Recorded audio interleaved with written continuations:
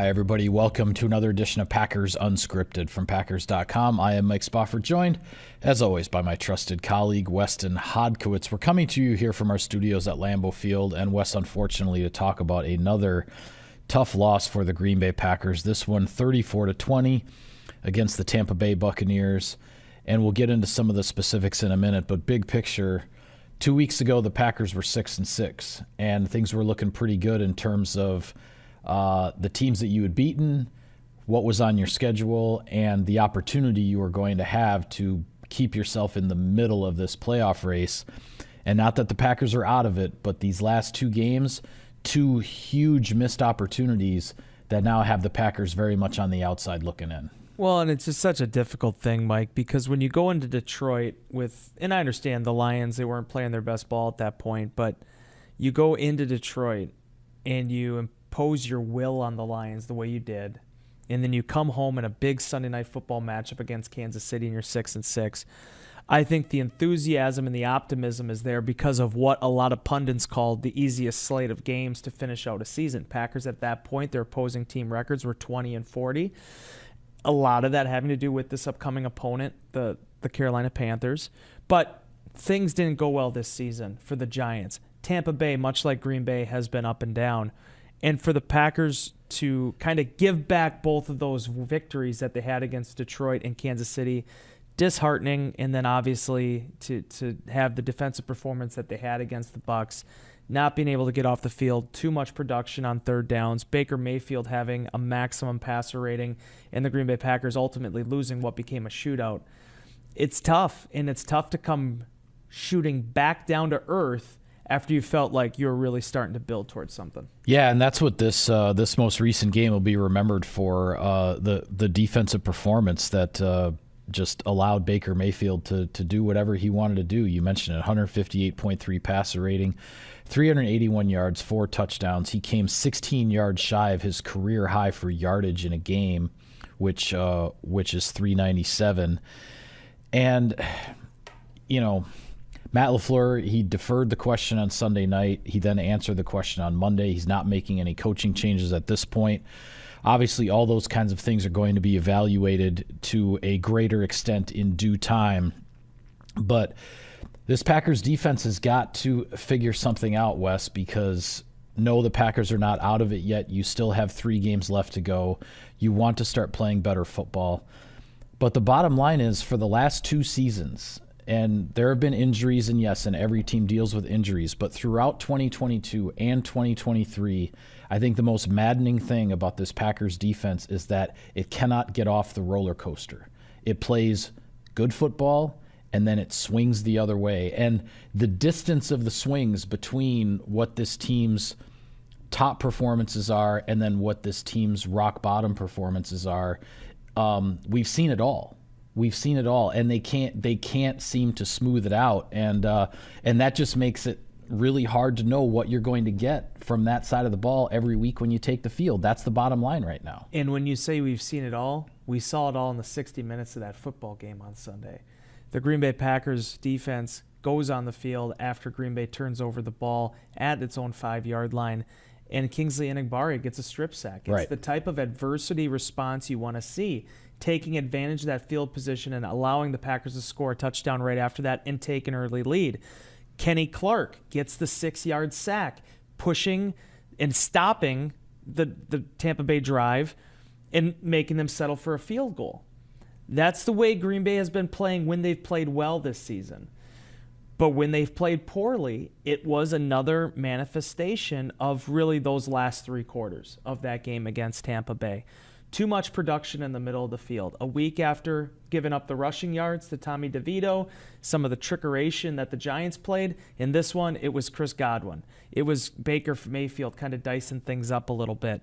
Green Bay got home 5 times. To have a season-high 5 sacks and have such a drastic swing where if it's going to be kind of all or nothing, well, Mike, you only have 5 defensive plays that result in sacks. There's a lot more defensive plays that resulted in production. And for the Green Bay Packers, by the time it got into that third quarter and that fourth quarter, it just did not feel like they were going to be able to find a way to get the brakes on the thing. Yeah, when you look at the 5 sacks, you mentioned the first 2 had a huge impact on the game. The first sack forces the Buccaneers to kick a field goal, and the second one becomes a turnover near the goal line that the Packers turn into a touchdown.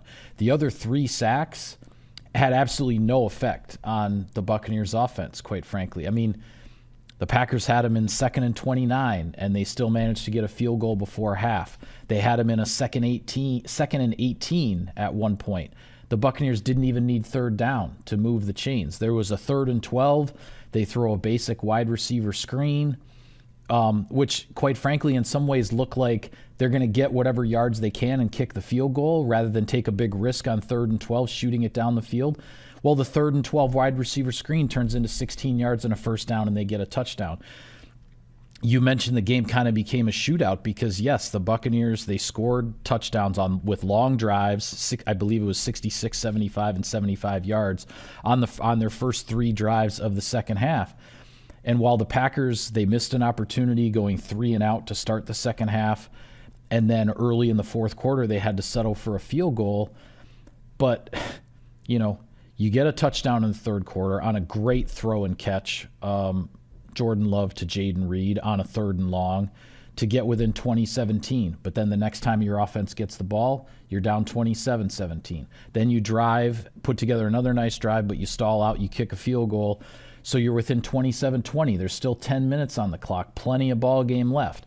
But then the next time your offense gets the ball back, it's 34-20, and the game is, for all intents and purposes, over. You're in desperation mode at that point. It just it got to the point where the Packers' offense was under too much pressure to be perfect because the Buccaneers' offense was just unrelenting and the Packers' defense was unable to do anything about it. Yeah, and for the Tampa Bay Buccaneers, I think they kind of came as advertised, to be honest with you, Mike, specifically on the defensive side of the ball. Jordan Love had a fine day. His statistics bared out well, 111 passer rating, whatever it was. A lot of times that's going to be good enough to win games. This game it was not. Mm-hmm. But defensively, Tampa Bay played up to their billing. They gave up some yards. They battened down the hatches in the red zone. They forced Green Bay into a turnover late that kind of stymied everything, that kind of closed the door on any hopes of a comeback. And ultimately, they just did not blink when Green Bay did first. Offensively, and we'll talk about this in a second, but I mean, there were positives. You're seeing guys like Tucker Kraft and Dontayvion Wicks. You got Aaron Jones back in this thing. There's a lot of positives to draw from offensively, but in a season in which it's been difficult for Green Bay to find the perfect complementary pieces to win these type of games, the defense came up short, and this was the end result. Yeah, and I think that's these back-to-back losses are obviously very damaging to Green Bay's season, but very, very different losses. We were sitting here a week ago, I guess it would have been 6 days ago, coming off of the Monday night game against the Giants, talking about a 3-phase failure. The Packers failed pretty miserably, quite frankly, in all 3 phases against the Giants. This one was primarily about 1 phase. Not saying the special teams were perfect, but there was kind of no harm done there.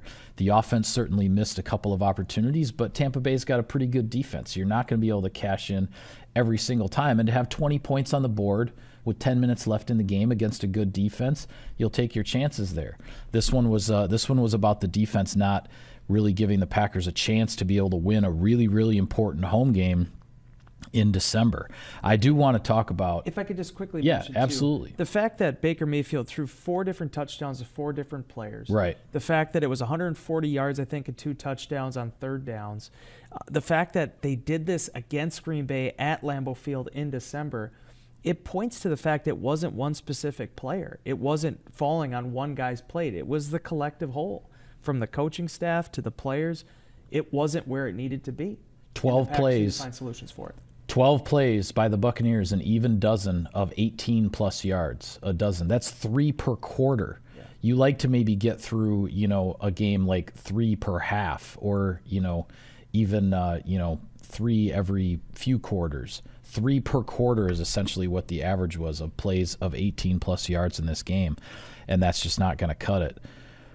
I do want to talk about, though, what you hinted at before, which is what we are seeing happening with the Packers offense, particularly two players, Tucker Kraft and Dontayvion Wicks, rookie draft picks who have seen their opportunities and their reps increase because of injuries. Luke Musgrave has been out for a little while now, and Christian Watson has missed the last couple of games. So both Kraft and Wicks are playing more snaps, getting the ball thrown their way a lot more often.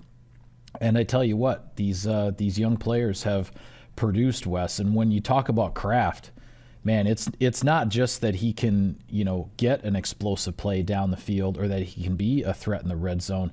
His blocking, from a guy coming from South Dakota State, where you're making a bigger leap than a lot of other players to the NFL in terms of the guy who's lined up across from you.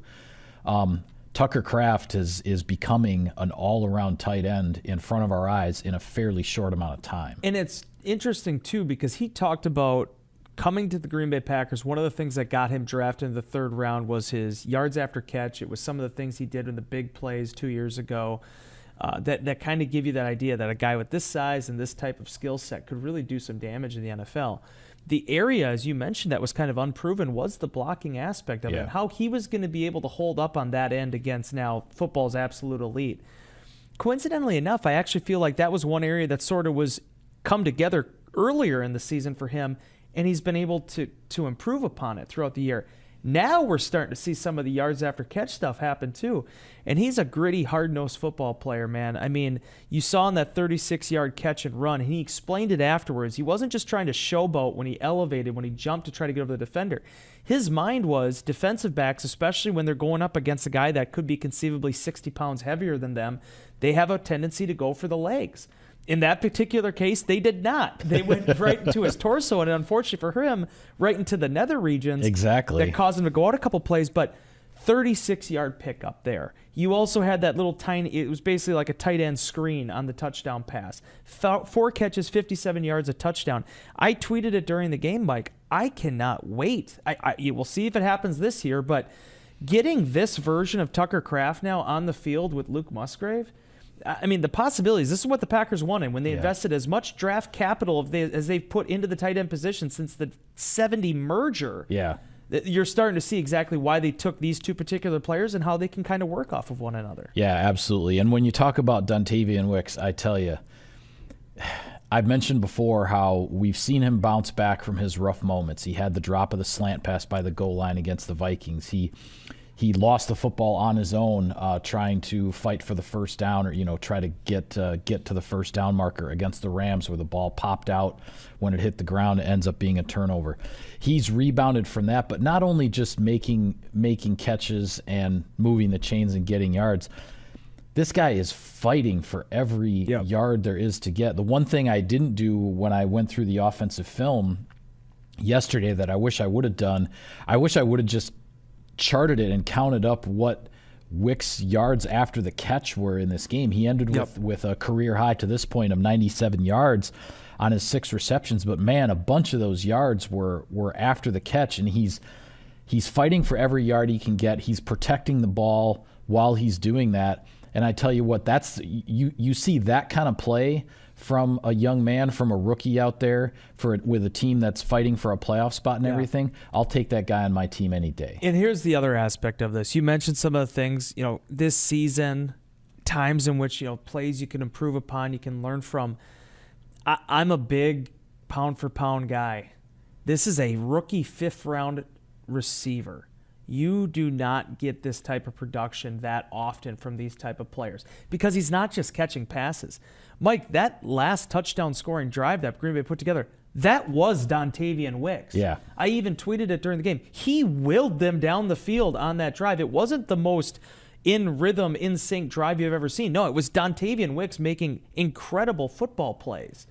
97 receiving yards. Yeah, however much of that was built onto the yak, but the Green Bay Packers found something here, man. They found something in 2018 with Marquez Valdez-Scantling. 5th round has been very productive for them as a whole. When you think about, an all-pro like Corey Linsley in 2014.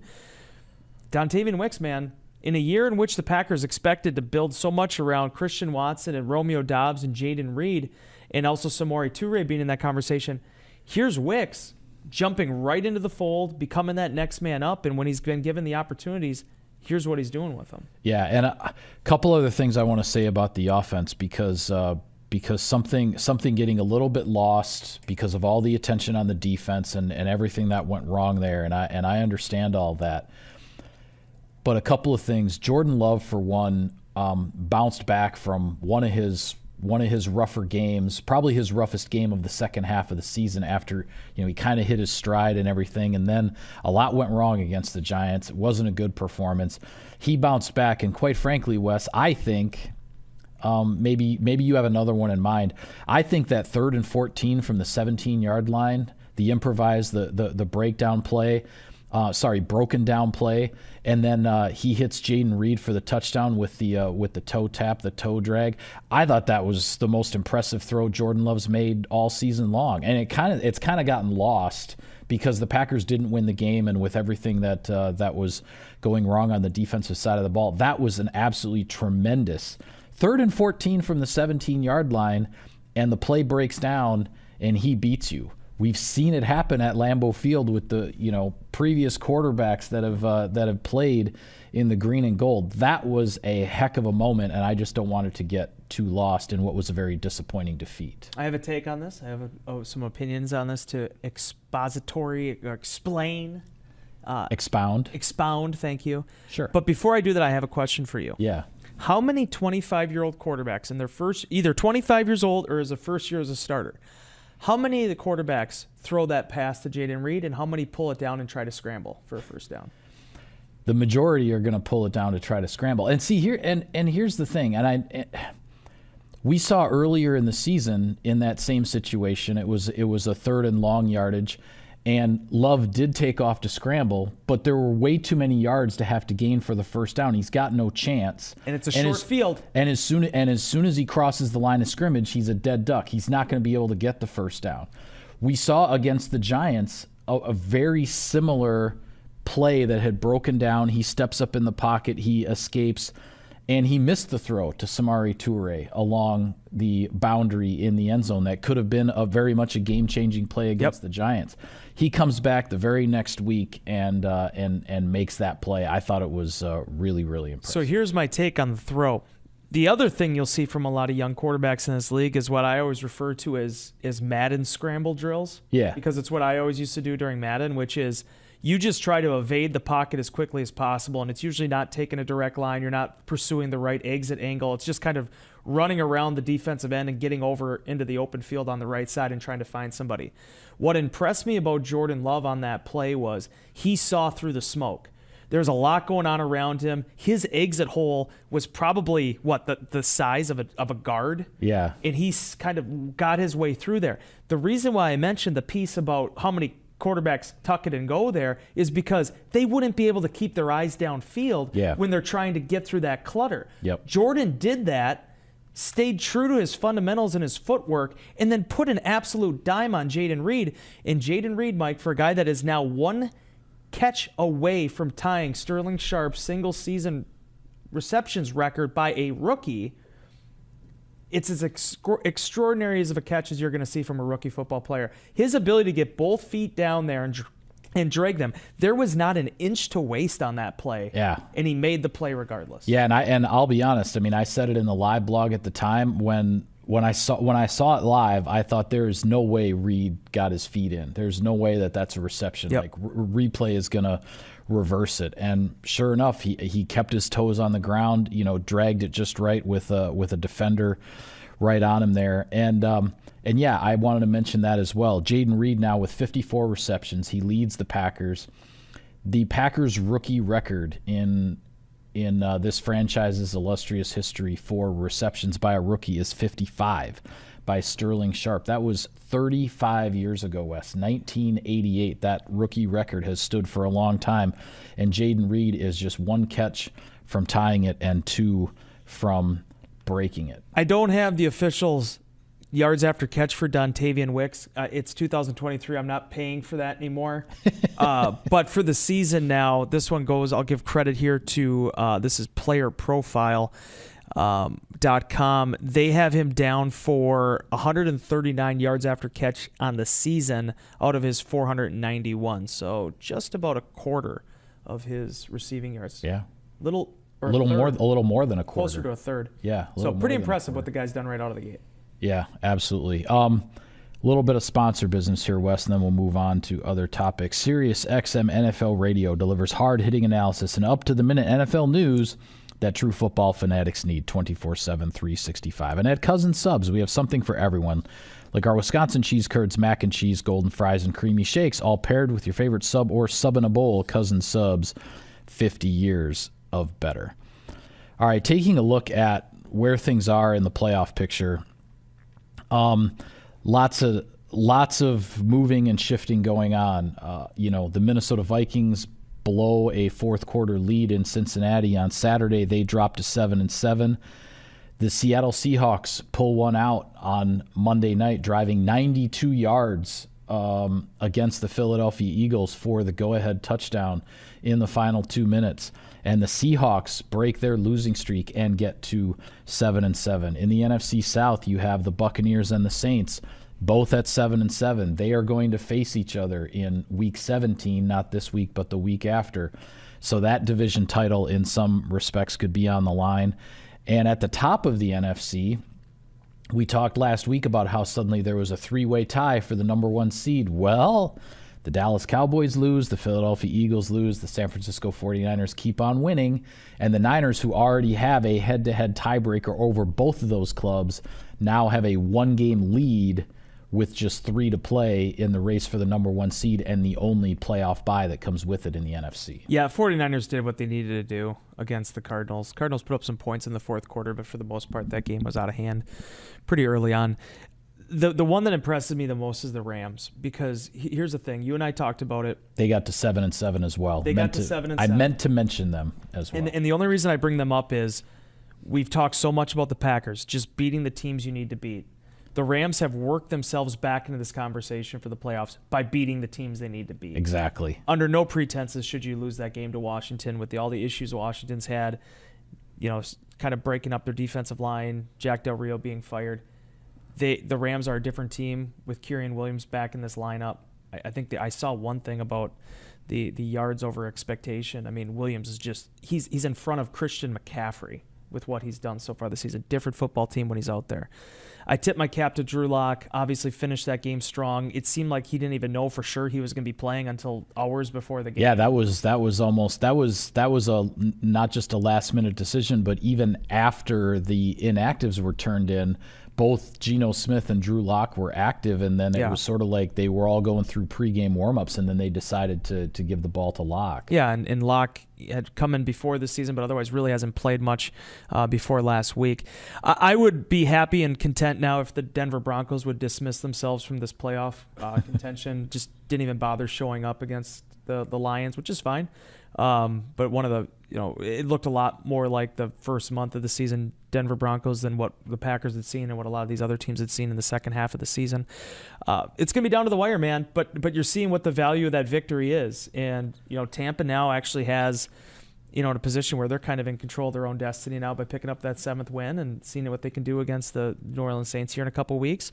And teams like Minnesota and the Rams and the Seahawks trying to hold those positions now that they got back to 500. Green Bay has work to do, but as I said in our Insider Inbox column today, it almost kind of feels like they play better in these instances when they are playing from behind, when they are the B-side, kind of have that Conor McGregor quality to them, and seeing if maybe now they can reel 3 off here to keep this thing interesting. Yeah, and the Atlanta Falcons took a damaging loss to the Carolina Panthers. The Falcons have now fallen off the pace in the NFC South, and that Panthers team is the one the Packers will be facing this week, and we'll talk about them on our next show. But I want to make a couple quick comments about the AFC because it kind of looks like right now the AFC is as crowded and convoluted as the NFC, but just with a lot of the middling teams having a little bit better records. Yeah. But when I look at the AFC right now, Wes, the 3 teams that stand out to me that I wouldn't want to have to mess with in January are Baltimore, Miami, and Buffalo. And Indianapolis. You're putting Indianapolis in that category? Okay. Minshew. Okay. Just gotta give the kid a You shot. just you're a big Gardner Minshew. Hey, do you want to face him now?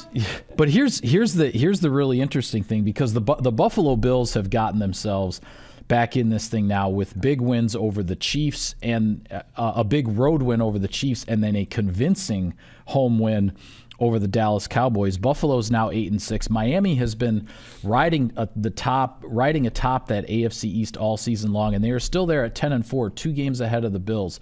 This is what's interesting, though, Wes. Miami's next 2 games are against Dallas and Baltimore. Buffalo's next 2 games are against the Chargers and somebody else who's also sub 500, and the name escapes me right now. Hold on. I got you, bruv. Okay. It is the Patriots. The Patriots. So they have the Chargers and the Patriots.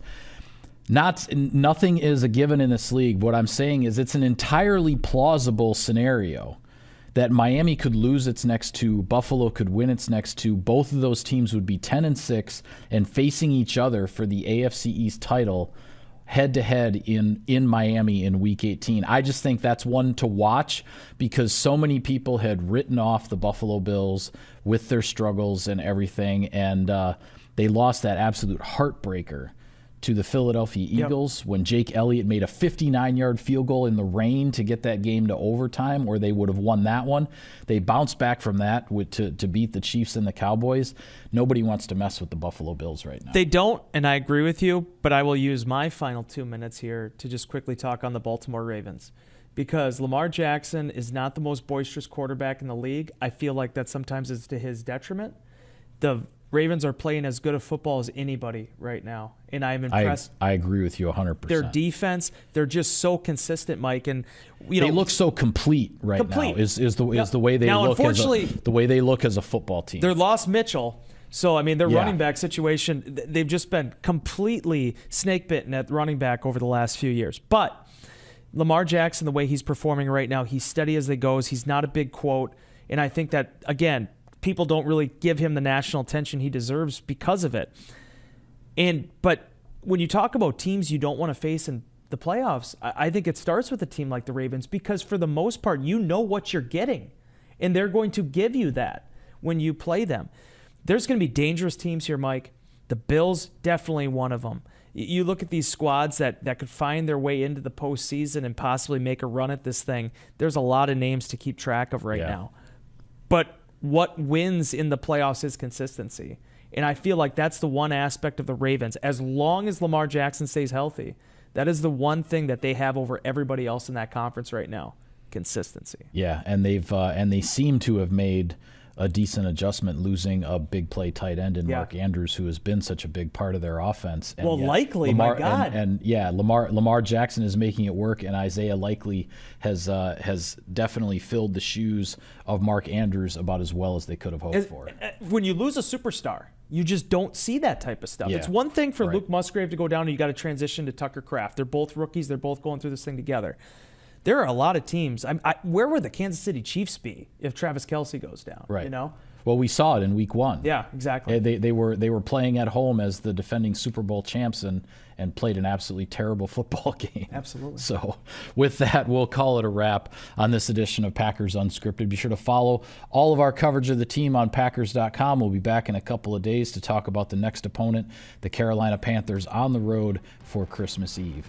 For Wes, I am Mike. Thank you for tuning in, everybody. We will see you next time.